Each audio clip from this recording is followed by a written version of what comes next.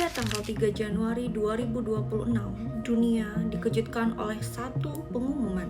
Venezuela dan pemimpin negaranya ditangkap oleh negara lain. Hari itu akan dicatat dalam sejarah dunia sebagai hari di mana batas kedaulatan sebuah negara seolah sirna dalam hitungan jam. Amerika Serikat menginvasi Venezuela dan menangkap Presiden Nicolas Maduro. Mengejutkan, tapi ini bukan adegan film perang. Ini adalah realitas politik global. Melalui operasi militer bertajuk Absolute Resolve, Amerika Serikat tidak hanya meluncurkan rudal, tetapi juga meluncurkan pesan politik yang mengguncang dunia. Penangkapan Presiden Nicolas Maduro beserta istrinya bukan sekedar aksi militer, melainkan puncak dari strategi komunikasi politik yang dirancang untuk menegakkan dominasi. Pertanyaannya bukan hanya apa yang terjadi, melainkan bagaimana peristiwa ini dikomunikasikan ke dunia, dan bagaimana sebuah agresi militer dibungkus menjadi narasi keamanan nasional. Mari kita bedah melalui kacamata komunikasi politik. Operasi Absolute Resolve melibatkan serangan udara masif, menghantam fasilitas militer di Caracas, Aragua, dan La Guaira. Dan tak lama setelah itu, pasukan khusus Amerika Serikat menangkap Presiden Nicolas Maduro beserta istrinya. Tak berselang lama setelah serangan tersebut, Donald Trump langsung mengambil panggung utama. Melalui sebuah konferensi pers, Donald Trump berdiri di hadapan media dunia, menyatakan bahwa operasi ini dilakukan demi keamanan nasional dan demokrasi. Tindakan ini menunjukkan dalam politik modern, aksi militer di lapangan harus segera diikuti dengan upaya penguasaan narasi di ruangan publik agar mendapatkan legitimasi. Di titik inilah perang berubah menjadi peristiwa komunikasi politik global. Dalam komunikasi politik tidak ada peristiwa yang netral. Ada aktor, ada pesan, dan ada kepentingan. Aktor utama adalah Donald Trump dan pemerintah Amerika Serikat yang memposisikan diri sebagai penyelamat dan penegak hukum global. Aktor kedua adalah pemerintah Venezuela yang membingkai kejadian ini sebagai agresi dan pelanggaran kedaulatan. Sedangkan aktor ketiga adalah media massa yang menentukan bagaimana publik memahami peristiwa ini. Dan aktor keempat adalah komunitas internasional yang memperluas konflik ini ke arena opini global. Donald Trump menggunakan bahasa yang sangat strategis karena dia tidak menyebut ini sebagai invasi, melainkan sebagai operasi keamanan. Dan inilah yang disebut framing. Framing mengubah makna peristiwa lewat bahasa.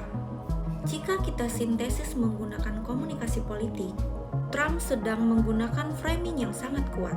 Trump juga melakukan agenda setting, memaksa publik untuk fokus kepada isu narkoterorisme, bukan hukum internasional.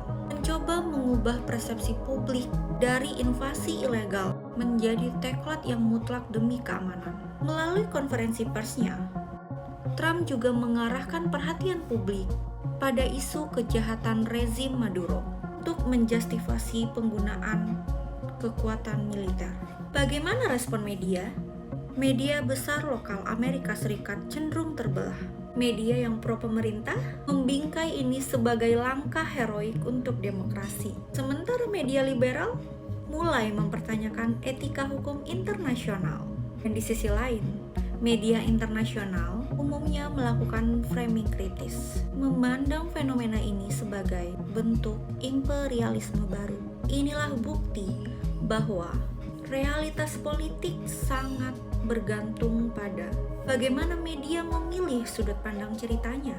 Absolute Resolve mengajarkan kita bahwa di panggung internasional, siapa yang memenangkan narasi, dialah yang mengendalikan sejarah. Saya Dinda Ayunel Milia siap melanjutkan analisis ke kasus berikutnya di dalam negeri Indonesia. Melalui kacamata komunikasi politik untuk case kedua. Tom Lembong, Hasto Kristianto, Bapak Presiden Prabowo, hukum atau strategi? Dalam dunia politik, sebuah tanda tangan bisa mengubah kawan menjadi lawan, atau sebaliknya, mengubah lawan menjadi kawan. Ketika Bapak Presiden Prabowo memberikan abolisi kepada Tom Lembong dan amnesti kepada Hasto Kristianto, membuat publik bertanya-tanya, apakah ini murni sebuah penegakan keadilan atau sebuah langkah catur untuk merapikan peta kekuasaan pasca era Jokowi? Apa pesan di balik keputusan ini? Baru-baru ini Presiden Prabowo mengambil langkah berani memberikan hak prerogatif berupa abolisi dan amnesti. Langkah ini memicu polemik karena melibatkan dua figur yang sebelumnya berada di luar lingkaran utama kekuasaan, bahkan berseberangan. Banyak pengamat melihat ini bukan sekedar urusan yudisial, melainkan bagian dari strategi mengelola dan merapikan peta lawan kawan politik. Ini adalah upaya Presiden Prabowo dalam menata ulang barisan elit politik setelah berakhirnya era kepemimpinan sebelumnya. Dalam kacamata komunikasi politik, terdapat beberapa aktor kunci. Pertama, Presiden Prabowo sebagai komunikator utama yang menggunakan hak prerogatifnya sebagai instrumen pesan.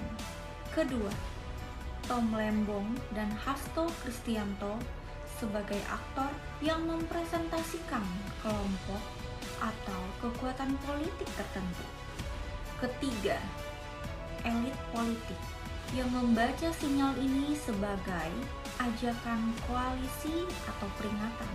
Dan keempat, opini publik yang menilai konsistensi pemerintah terhadap nilai-nilai keadilan.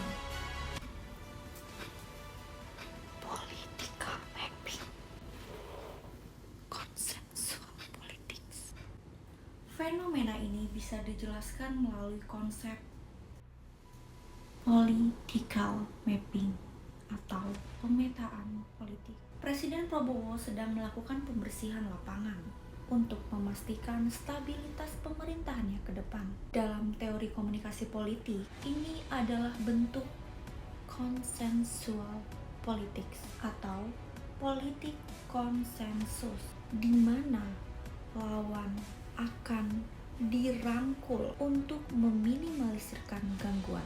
Pemberian amnesti dan abolisi ini berfungsi sebagai simbol rekonsiliasi untuk menunjukkan bahwa faksi-faksi yang berseberangan kini bisa berada dalam satu barisan yang rapi. Dampak baik, dampak buruk. Dampak baiknya terjadi integrasi politik yang kuat, berkurangnya kegaduhan dari pihak oposisi, dan fokus pembangunan tidak terganggu oleh residu konflik masa lalu. Namun, dampak buruknya ada risiko munculnya persepsi bahwa hukum bisa dinegosiasikan demi kepentingan politik. Hal ini dapat melemahkan kepercayaan publik terhadap supremasi hukum jika dianggap sebagai alat transaksi kekuasaan semata. Amnesti dan abolisi adalah bukti bahwa di panggung komunikasi politik, setiap kebijakan adalah bagian dari cerita besar tentang kekuasaan. Siapa yang mahir mengelola lawan, dialah yang akan bertahan lama. Menanggapi fenomena ini, menurut pandangan saya, Presiden Prabowo sedang menyampaikan pesan simbolik kepada para elit politik bahwa era baru ini adalah era akomodatif, bukan konfrontatif. Dengan merangkul Tom Lembong dan Hasto, ia sedang melakukan deeskalasi ketegangan pasca pemilu. untuk memastikan stabilitas pemerintahan. Namun, sebagai catatan kritis, ini adalah langkah yang penuh resiko pada aspek political trust. Dari kedua kasus tersebut, kasus pertama dan kasus kedua, jika ditarik benang merah mengenai invasi Amerika Serikat dan mengenai dinamika politik domestik kita, ada satu titik temu yang sangat jelas: legitimasi kekuasaan. Baik Donald Trump maupun Presiden Prabowo, keduanya sama-sama sedang melakukan manajemen persepsi untuk memastikan langkah politik mereka diterima sebagai sesuatu yang perlu dan tepat